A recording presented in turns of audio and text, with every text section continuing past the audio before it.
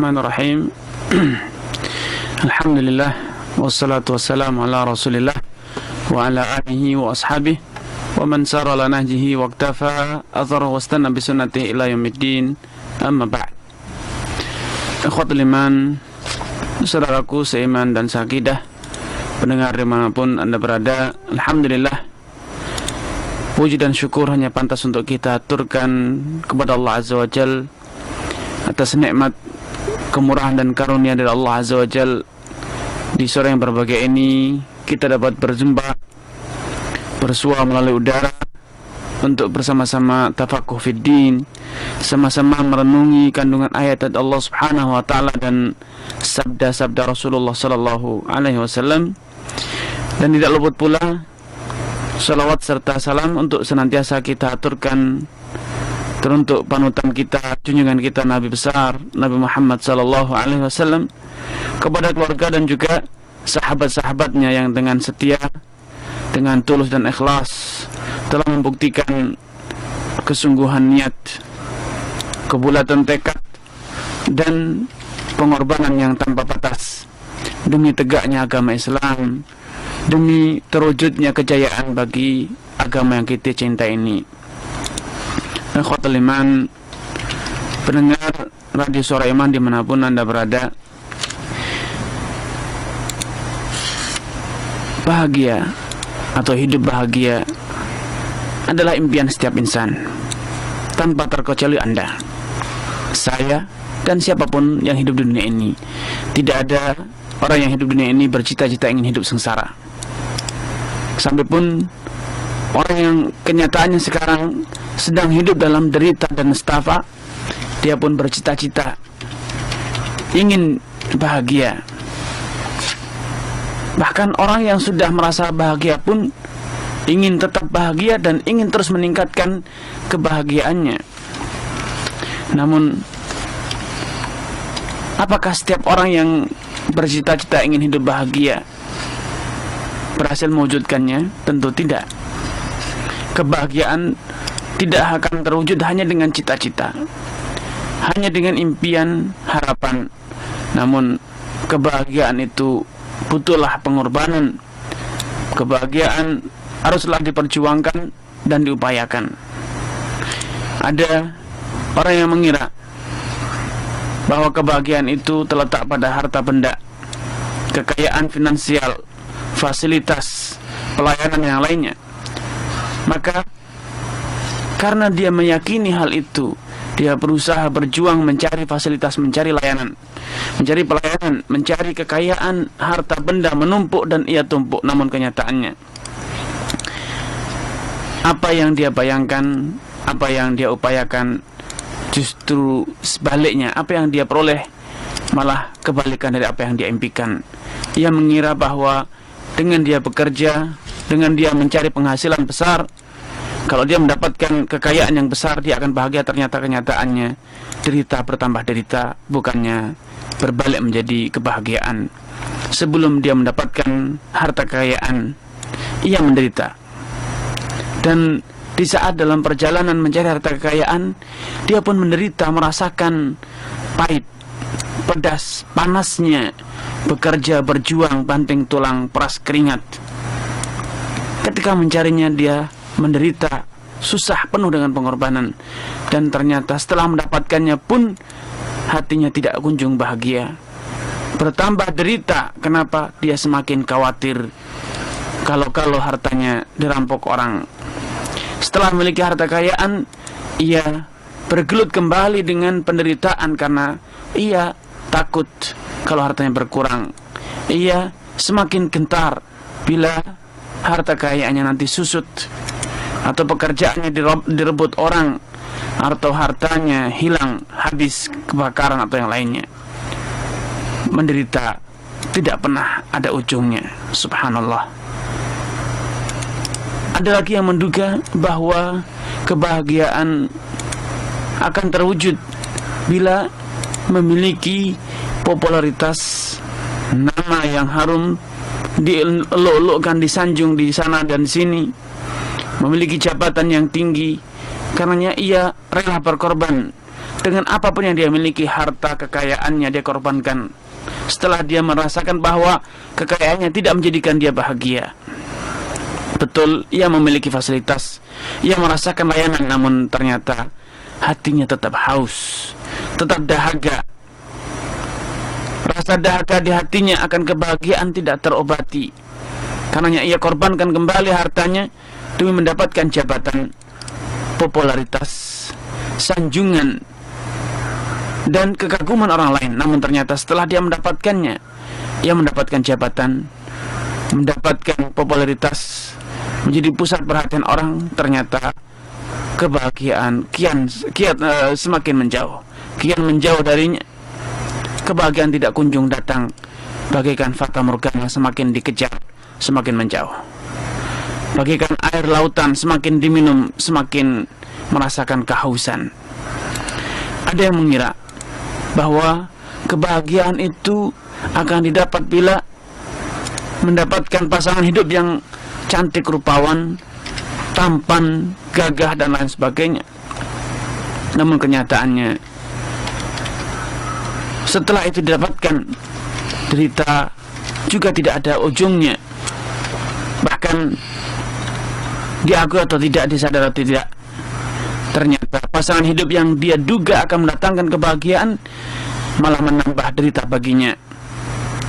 Kenapa? Karena ternyata pasangan hidup yang dia impikan kembali menuntut pengorbanan, sehingga pengorbanan dari satu pengorbanan ke pengorbanan yang lain. Namun ternyata semakin banyak pengorbanan yang dia berikan, kebahagiaan juga tidak kunjung datang. Subhanallah. Aneh memang, mengherankan memang betul. Kenapa? Karena kebanyakan orang mengejar kebahagiaan tidak pada tempatnya, mencari kebahagiaan tidak pada tempatnya, sehingga tidak terwujud. Kebahagiaan yang sejati, yang sebenarnya adalah ketika kita ridha, ketika kita puas dengan takdir Allah Subhanahu wa ta'ala, ketika kita dapat menjadikan hati kita lapang, dada kita menjadi lapang dengan segala takdir Allah Subhanahu wa ta'ala, maka itulah yang artinya kebahagiaan sejati. Itulah arti dari kebahagiaan sejati. Anda tidak mengejar dunia karena Anda meyakini dengan dunia Anda bahagia, bukan. Namun Anda mengejar dunia karena ingin menjalankan kewajiban sebagai suami, menafkahi anak istri. Anda menjalankan jabatan, memangku jabatan, bukan karena mengira dengan jabatan Anda akan bahagia, namun itu adalah amanah yang harus Anda tunaikan. Bukan karena Anda ambisi mendapat harta kekayaan atau jabatan, namun karena tanggung jawab yang harus Anda tunaikan. Sehingga semuanya tidak menjadikan Anda terbelenggu dengan rasa kekhawatiran, rasa takut, panik. Tidak. Semuanya Anda serahkan kepada Allah Subhanahu wa ta'ala. Karena itulah Rasulullah SAW bersabda, "Dzaqa ta'mal iman." Dzaqa ta'mal iman, akan merasakan betapa manisnya, betapa bahagianya orang yang beriman. Kapan? Man radhiya billahi rabba. Orang yang telah mengikrarkan, bukan hanya ikrar, betul-betul merasuk ke dalam jiwanya, ke dalam dadanya, bahwa dia benar-benar beriman, benar-benar percaya, bukan hanya berretorika atau berbicara, berucap saja manis di bibir namun pahit di hati, bukan. Betul-betul ikrar itu muncul dari lisannya yang paling dari hatinya yang paling dalam. Dia mengikrarkan dalam hatinya, radhiya billahi rabba, ia ridha, betul-betul hatinya telah berserah diri bahwa dunia beserta isinya adalah ciptaan Allah Subhanahu wa ta'ala. Dialah yang menciptakan, dialah yang mengatur, dialah yang memberi, dan dialah yang mencabut. Semuanya dia percaya, semua dia yakini bahwasanya datangnya dari Allah Subhanahu wa ta'ala. Satu ikrar yang akan senantiasa menghiasi hidupnya. Dia mengatakan, Masya Allah, karena wa ma lam yasha lam yakun. Satu keyakinan yang akan menjadi kunci kebahagiaan hidupnya adalah dia telah berikrar dalam hatinya, Masya Allah, apapun yang Allah kehendaki pastilah terwujud, pastilah terlaksana. Wa ma lam yasha' lam yakun, dan apapun yang tidak Allah kehendaki tidak akan pernah terwujud. Karena orang yang telah ridha, hatinya telah mapan beriman bahwasanya Allah adalah Rabbnya yang telah menciptakan, yang mengatur, yang memberi, yang melapangkan, yang menghimpitkan, yang menghidupkan dan mematikan, ia benar-benar akan ridha dengan segala apa yang terjadi pada dirinya. Itulah yang tergambar dalam kehidupan Rasulullah sallallahu alaihi wasallam, sebagaimana yang dikisahkan oleh Aisyah radhiyallahu taala anha, bahwasanya Rasulullah sallallahu alaihi wasallam bila mendapatkan kenikmatan, beliau mengucapkan alhamdulillah alladzi bi ni'matihi tatimmus shalihat. Segala puji bagi Allah yang berkat karunia dan kemurahannya segala bentuk kenikmatan, segala bentuk kebaikan dapat terwujud. Jadi kenikmatan, kebahagiaan, kesuksesan itu terjadi karena Allah menghendakinya, dan itu semuanya adalah karunia dan kemurahan dari Allah, bukan karena kehebatan kita, bukan karena kekuatan kita, kecerdasan kita, bukan. Namun itu nikmat dari Allah, karenanya kita syukuri, kita ikrarkan dengan lisan alhamdulillah alladzi bi ni'matihi tatimmus shalihat, sehingga selain fisik kita merasakan nikmatnya kenikmatan Allah, hati kita akan merasakan kebahagiaan. Karena apa? Karena dekatnya hati kita dengan Allah Subhanahu wa taala, mengikrarkan alhamdulillah, segala puji hanya milik Allah, tiada yang pantas untuk disanjung, dipuja selain Allah Subhanahu wa taala, dan berkat kemurahan Allah lah kenikmatan ini dapat terwujud. Dan sebaliknya, kalau ditimpa kegagalan, ditimpa musibah, tidak berkeluh kesah. Bahkan sebaliknya, walau secara kasat mata menderita, walau secara lahir gagal, secara lahir menderita, dan barangkali dikatakan oleh orang sengsara. Kenapa? Dihimpit oleh kemiskinan, gagal dalam berwirausaha, bermasalah dengan pekerjaan dan yang lain sebagainya.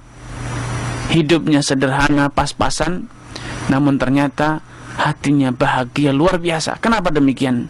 Karena dia percaya bahwa apa yang sedang dia alami itu adalah kodrat ilahi, dan Allah tidak mungkin akan menyengsarakan dirinya. Tidak mungkin Allah Subhanahu wa taala menzalimi dirinya. Wa mallahu bidzallamil lil abid. Tidaklah Allah Subhanahu wa taala pernah menzalimi sedikit pun hambanya. Karena dia percaya bahwasanya apa yang terjadi itu adalah cobaan, dan itulah yang terbaik. Bukan hanya sekedar meyakini itu cobaan, bahkan dia meyakini itulah yang terbaik. Kegagalan itu baik bagi dirinya. Maka bukan hanya merasa baik, dia bersyukur dengan kegagalan itu. Alhamdulillah ala kulli hal, walaupun saya gagal, saya bersyukur karena dia yakin husnudzon bahwa kegagalanlah yang baik bagi dirinya. Setelah dia berusaha, setelah dia berencana, memiliki tekad, memiliki usaha yang maksimal, namun ternyata gagal, ia husnudzan kepada Allah. Ia berbaik sangka bahwa yang terbaik bagi dirinya adalah kegagalan ini. Andai dia berhasil, barangkali keberhasilan itu akan menjadikan dia sengsara. Andai dia berhasil mewujudkan harapan dan impiannya, bisa jadi apa yang dia impikan tersebut akan mendatangkan kesengsaraan bagi dirinya. Karena dia husnudzan, dia bahagia walau gagal, sehingga dia mengatakan lisannya, hatinya, semuanya berikrar alhamdulillah ala kulli hal, tetap memuji Allah Subhanahu wa taala. Kenapa? Walaupun gagal, betul memuji Allah, karena saya yakin kegagalan yang terbaik baginya. Karena Rasulullah SAW dalam satu hadis yang menyatakan ajaban li amrul mu'min, urusan orang yang beriman, betul-betul beriman, imannya itu iman yang tegak, bukan sekedar manis di bibir, pahit di hati, bukan, betul-betul iman yang keluar dari hati yang paling dalam. Ajaban li amrul mu'min, urusan orang yang beriman itu betul-betul menakjubkan. Kenapa demikian? Kenapa menakjubkan? Kalau dia mendapatkan sarra syakar, ia mendapatkan keberhasilan, kesenangan, ia tidak lupa daratan, ia tidak congkak dan mengatakan siapa dulu, kan saya, inilah saya, membusungkan dada, bukan. Dia tetap tawadhu dan mengatakan hadza min fadli rabbi, ini adalah kemurahan Allah Subhanahu wa taala. Alhamdulilladzi bi ni'matihi tatimmus shalihat. Dia tetap tawadhu, rendah diri, menyadari kenikmatan, keberhasilan terdatang dari Allah Subhanahu wa taala, sehingga apa yang dilakukan? Syakar. Ia bersyukur. Sehingga dengan syukur itu keberhasilan demi keberhasilan terus bertambah. Keberhasilan demi keberhasilan terus dia peroleh. Kebahagiaan demi kebahagiaan terus terwujud. Hatinya semakin bahagia tatkala hartanya bertambah. Bukan semakin sengsara, semakin khawatir, semakin gundah karena takut memikirkan hartanya. Syakar fakana khairan lah, sehingga apapun yang dia dapat, kenikmatan yang dia dapat, seberapapun yang dia dapat, semakin melipat gandakan kebahagiaannya. Fakana khairan lah, sehingga kenikmatan itu banyak atau sedikit, semakin melipat gandakan kebaikan untuknya, kebahagiaan untuk dirinya. Namun sebaliknya, wa in asabatu dharra, di saat dia ditimpa kesusahan, ditimpa kegagalan, ditimpa kemiskinan, sakit, penderitaan atau lainnya, apa yang dia lakukan? Sabar. Dia sabar. Bahkan bukan hanya sabar, dia bahkan ridha dengan apa yang terjadi. Dia husnudzan, dia percaya bahwa apa yang menimpa dirinya ini adalah baik. Apa yang menimpa dirinya itu adalah baik. Tidak patut disesali, apalagi dimaki. Tidak pantas untuk disesali, apalagi diumpat. Iya, lisan dia tetap bersyukur. Alhamdulillah ala kulli hal. Apapun yang terjadi, apapun yang menimpa saya, maka ini terbaik karena saya harus bersyukur kepada Allah. Andai sekarang sedang sakit, alhamdulillah, hanya sakit belum mati. Alhamdulillah masih hidup, walau gagal, walau jualannya tidak laku. Alhamdulillah tidak laku, bisa dimakan sendiri. Alhamdulillah gagal, sehingga tidak memiliki tanggung jawab, bebas. Gagal diterima jadi PNS misalnya, tidak menyesali, bahkan bersyukur. Alhamdulillah tidak mengemban amanat, berat mengemban amanat itu, dan percaya bahwa pasti ada solusi, ada gantinya yang lebih baik dibanding jadi PNS misalnya. Alhamdulillah tidak laku, kalau laku bisa jadi lupa daratan, sehingga betul-betul bersyukur. Alhamdulillah ala kulli hal, apapun yang terjadi pasti ini yang terbaik karena harus saya syukuri. Fakana khairun lah. Dengan sikap semacam ini, walau gagal mendera, walau penyakit datang, walau musibah melanda, namun semua yang terjadi tidak menjadikannya sengsara. Semua yang terjadi tetap saja mewujudkan kebahagiaan, mendatangkan kebahagiaan baginya. Ia bahagia, tidak terkurang sedikit pun rasa kebahagiaan dia hanya karena kegagalan yang melanda, hanya karena kenikmatan yang tertunda atau lainnya. Fakana khairun lah, maka semuanya itu baik, baik baginya. Ia syukuri, beriman kepada takdir. Semacam inilah yang menjadikan dahulu para sahabat bisa hidup bahagia. Bukan hanya nerima ing pandem, kata orang Jawa, hanya menerima, namun bahkan ridho, bahkan puas dengan apa yang Allah berikan. Senantiasa ridho dengan apa yang Allah berikan, itulah kunci kebahagiaan.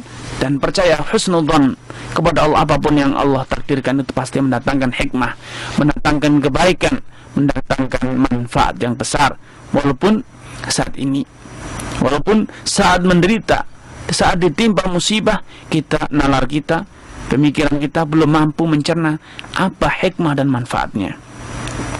Betapa banyak Anda menyadari dan merasakan hal ini ketika misalnya Anda gagal pergi karena hujan, gagal pergi karena turun hujan yang lebat. Mungkin Anda akan menyalahkan, gara-gara hujan tidak jadi pergi, klien saya akhirnya pergi, kehilangan klien dan yang lain sebagainya, tidak jadi dapat ini, tidak bisa pergi sana dan kemari. Subhanallah, syukurilah, karena turunnya hujan itu pasti membawa rahmat, dan gagalnya Anda pergi itu pasti mendatangkan hikmah yang Anda tahu. Anda tahu, Anda akan sujud syukur karenanya. Ketika Anda gagal pergi, berarti Anda berada di dalam rumah. berteduh bersama keluarga, bercengkerama bersama keluarga, itu adalah satu kenikmatan yang seringkali diabaikan. Ikhwatul iman, kalau Anda mengira bahwa kebahagiaan itu terletak pada gemerlapannya dunia ini, baik itu harta kekayaan, penampilan, pakaian, sandang, pangan, papan, kendaraan, atau yang lainnya, maka ketahuilah, semakin Anda mengejar semuanya itu, maka derita dan sengsara, nestapa yang akan Anda rasakan. Simaklah sabda Rasulullah SAW, ta'isa abdud dinar. Orang yang mengira bahwa kebahagiaan itu terletak pada dinar, kepengan emas, maka dia ta'isa, ia sengsara. Ta'isa wan takash, kata Rasulullah, ia sengsara dan masih tersungkur lagi. Celaka 20 kali. Kata orang celaka sudah jatuh tertimbun tangga, celaka 50 kali. Tahu berapa kali? Yang penting derita bertambah derita. Kenapa? Karena ternyata sebagaimana dijelaskan oleh Syekhul Islam Ibnu Taimiyah, harta kekayaan dunia beserta isinya ini terus dipenuhi dengan derita. Sebelum mendapatkannya Anda menderita banting tulang, setelah memiliki Anda juga banting tulang untuk menjaganya. Belum lagi Anda terus dirundung oleh kekhawatiran, jangan-jangan hilang, jangan-jangan kalau habis, kalau uangnya habis, Anda akan kemana lagi, Anda akan makan apa lagi. Subhanallah, Anda punya pun Anda masih sudah dirundung ketakutan kalau habis. Bagaimana kalau benar-benar habis? Namun kalau Anda percaya bahwasanya selama hayat masih dikandung badan, urusan dunia tidak akan luput, rezeki tidak akan pernah hilang. Apapun yang telah Allah tuliskan untuk Anda, tidak akan ada yang kuasa merenggutnya.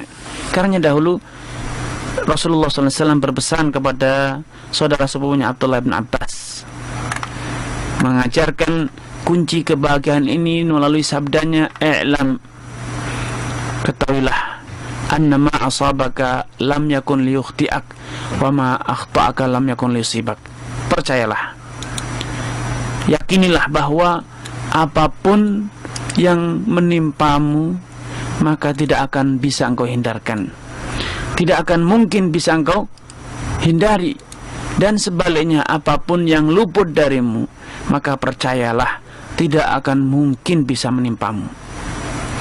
Kemudian Rasulullah SAW lebih jauh, lebih konkret memberikan penjelasan tentang aplikasi iman kepada takdir ini dengan mengatakan, i'lam annal ummata law ijtama'u, ketahuilah, percayalah, andai seluruh manusia bersatu padu ala an yanfa'uk, untuk memberikan, mendatangkan keuntungan bagimu, kemanfaatan, kebahagiaan untukmu, menolongmu, percayalah mereka lam yanfa'uk, mereka tidak akan bisa memberikan, tidak akan bisa merealisasikan keinginan mereka kecuali memang itu telah menjadi suratan takdir Allah Subhanahu wa ta'ala.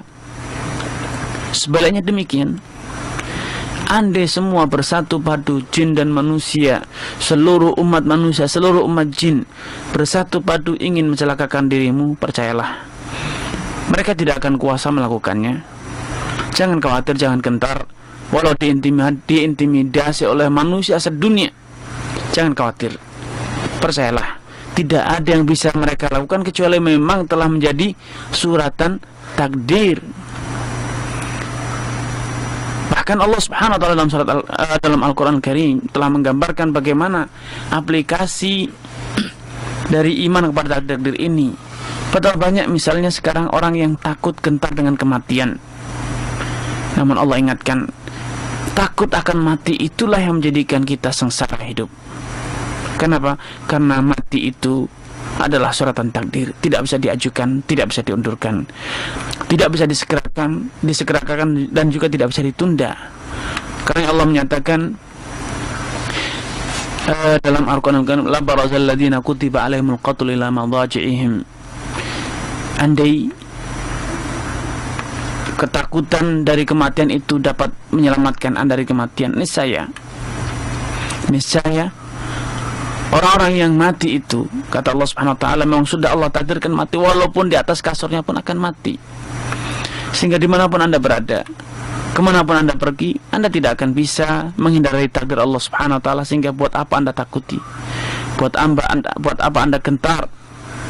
Buat apa Anda menjadi gundah dengan urusan takdir?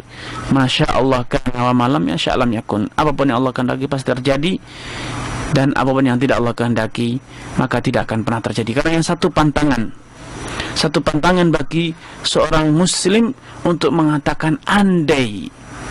Ini adalah ucapan bodoh, pandir, bila Anda ucapkan untuk menata masa lalu dan mengatakan andai kemarin saya tidak kesini, andai 10 tahun yang lalu saya berbuat demikian dan demikian. Ini adalah sikap pandir. Betapa tidak ingin menata masa lalu, ingin mengulang masa lalu. Inilah sikap bodoh. Masa lalu telah berlalu, tidak akan pernah kembali. Hari kemarin telah digulung oleh lembaran sejarah hidup Anda, tidak akan pernah terulang.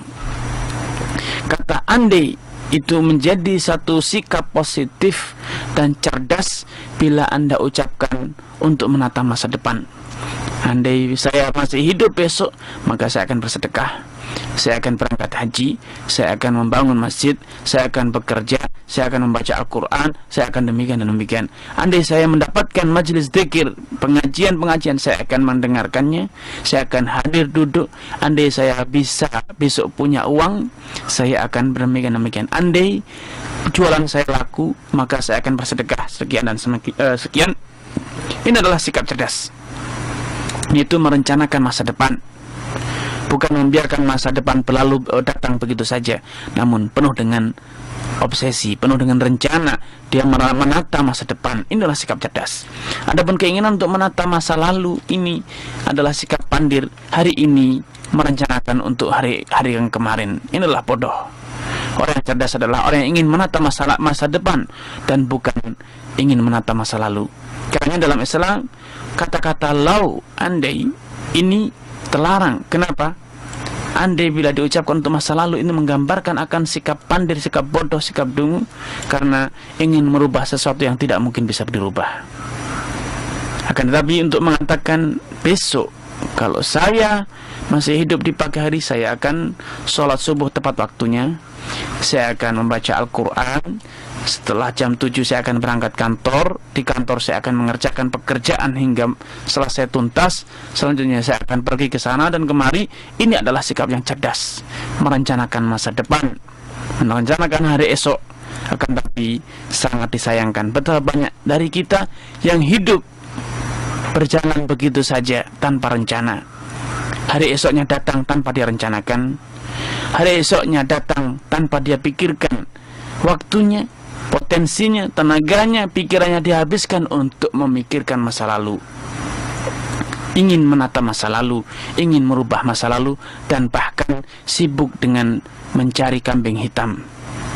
Kalau fulan tidak berbuat demikian, andai fulan tidak melakukan ini dan itu, niscaya saya telah demikian dan demikian. Subhanallah. Tidak percaya bahwasanya fulan itu hanya sekedar sarana. Adapun yang merencanakan, adapun yang menentukan semuanya adalah Allah Subhanahu wa ta'ala.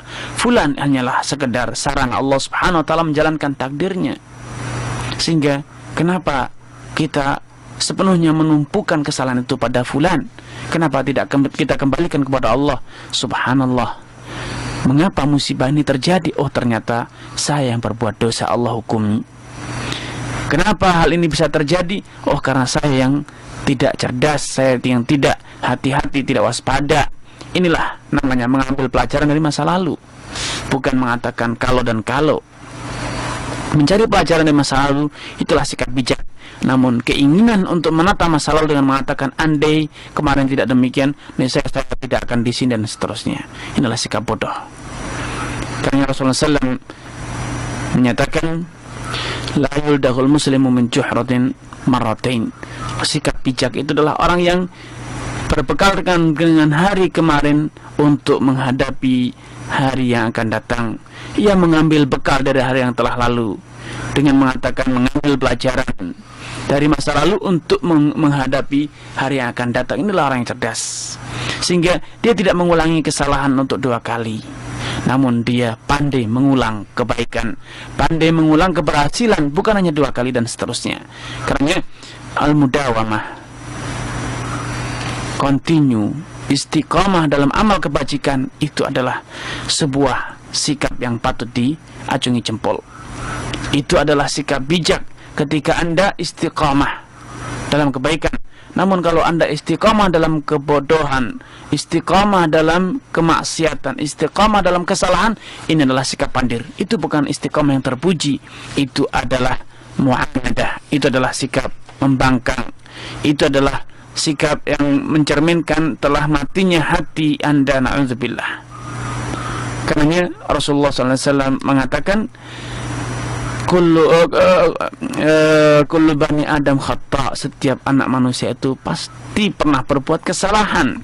Namun bukan kesalahan yang menjadi permasalahan kita. Yang menjadi permasalahan adalah apa yang Anda lakukan setelah berbuat kesalahan. Yang membedakan adalah apa yang harus Anda lakukan dan yang akan Anda lakukan setelah menyadari Anda berbuat salah. Orang yang menyadari berbuat salah kemudian mengulang lagi kesalahan dan mengulang lagi kesalahan, itu adalah orang bodoh. Itu adalah orang yang bodoh. Namun orang yang menjadi kesalahan dan mengatakan astaghfirullah, beristighfar kepada Allah, bertekad untuk tidak mengulangi, itulah orang yang cerdas. Karena Rasul mengatakan wa khairul khata'in at-tawwabun, sebaik-baik orang yang berbuat dosa adalah orang yang segera bertobat, berbenah diri, kembali ke jalan Allah Subhanahu wa taala. Karena ikhwatul iman, percayalah bahwa kebahagiaan hidup itu hanya terletak pada iman Anda kepada takdir. Kembalikanlah semua urusan Anda kepada Allah Subhanahu wa ta'ala. Bukan hanya percaya bahwa urusan itu Allah yang menentukan, Allah yang mengatur, Allah yang memberi, Allah yang menentukan. Bukan sekedar itu saja. Namun Anda juga benar-benar berserah diri, tawakal kepada Allah Subhanahu wa ta'ala. Kemudian dilanjutkan dengan doa isti'anah, memohon pertolongan kepada Allah dengan mengingatkan la haula wala quwata illa billah. Tiada daya, tiada upaya, tiada kekuatan kecuali daya dan kekuatan yang bersumberkan dari Allah Subhanahu wa taala. Karenanya salah satu hikmah yang dapat kita petik dari diwajibkannya membaca Al-Fatihah dalam setiap rakaat salat kita ialah karena di dalam Fatihah terdapat satu ayat yang sangat indah. Iyyaka na'bud wa iyyaka nasta'in. Ya Allah, hanya kepadamulah kami beribadah dan hanya kepadamulah kami memohon isti'anah, pertolongan. Sebagai bagian dari iman kita kepada takdir adalah dengan cara kita isti'anah, memohon pertolongan kepada Allah Subhanahu wa ta'ala. Dan di antara aplikasi dari keimanan kita kepada takdir adalah kita senantiasa husnudzon dengan segala apa yang terjadi. Semua yang terjadi itu pasti baik, pasti mendatangkan kebaikan kepada kita. Tidak ada yang buruk. Buruk itu karena kita salah persepsi, karena kita salah memandang. Namun sejatinya apapun yang terjadi itu adalah baik bagi Allah Subhanahu wa ta'ala dan baik bagi kita kalau kita memahaminya.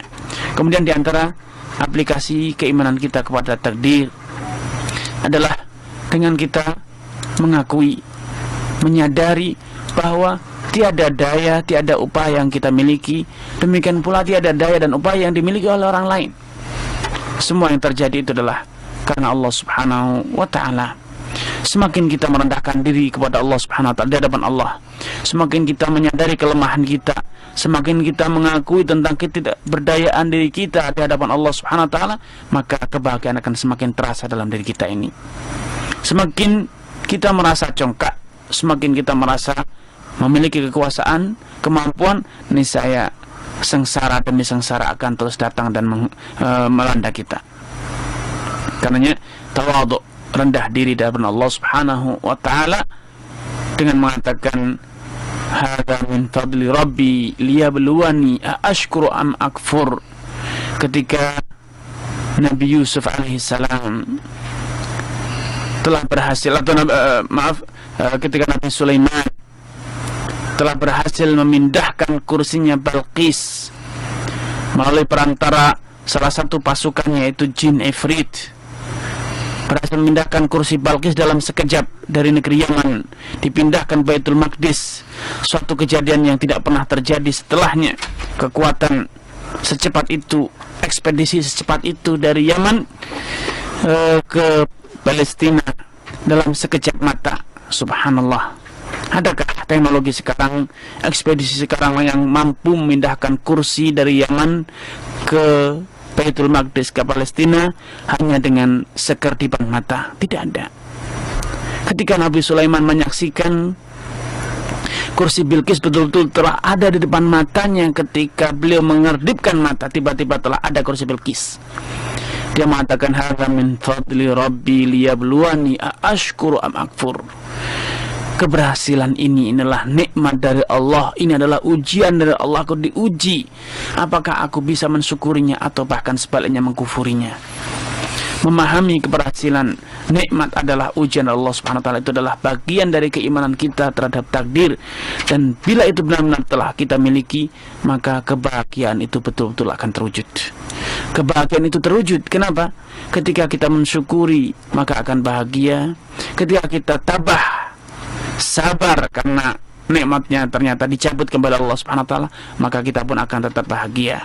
Bahkan ketika kita menyadari bahwa hidup kita, mati kita adalah nikmat dari Allah, semuanya itulah karunia Allah, masih berlangsungnya hidup kita sampai saat ini adalah nikmat dari Allah, itu adalah kunci bahagia yang luar biasa. Ketika kita benar-benar menyadari seperti yang Allah ikrarkan, inna salati, kul inna salati wa nusuki wa mahyaya wa mamati lillahi rabbil alamin. Katakan bahwasanya hidupku, inna salati wa nusuki wa mahyaya wa mamati, salatku, sembelihanku, hidupku, matiku itu betul-betul aku peruntukkan untuk Allah Subhanahu wa taala. Semuanya itu adalah dari Allah Subhanahu wa taala. Maka itu adalah kunci lain dari kebahagiaan, yang semuanya itu sejatinya adalah aplikasi dari iman kita kepada takdir. Karena Rasulullah menyatakan, dzaqa ta'mal iman, akan merasakan betapa manisnya iman, betapa damai dan kebahagiaannya orang yang beriman. Kapan? Ketika kita betul-betul ridha Allah itu sebagai Rabb kita, yang menciptakan kita, mengatur kita, memberi rezeki kita, mengurus urusan kita semuanya. Ini adalah salah satu kunci dari kebahagiaan hidup, dan itulah kunci kebahagiaan yang terbesar dalam hidup kita, yaitu betul-betul mengembalikan semua urusan kita kepada Allah Subhanahu wa taala. Iman kepada takdir, iman kepada takdir yang aplikatif, betul-betul kita terapkan, betul-betul kita aplikasikan dalam hidup kita. Pasti bukan sekedar harapan, betul-betul pasti kalau kita betul-betul beriman dan mengaplikasikan iman kita kepada takdir, kepada Allah Subhanahu wa taala dalam alam nyata, pasti kita akan bahagia. Wallahu taala a'lam.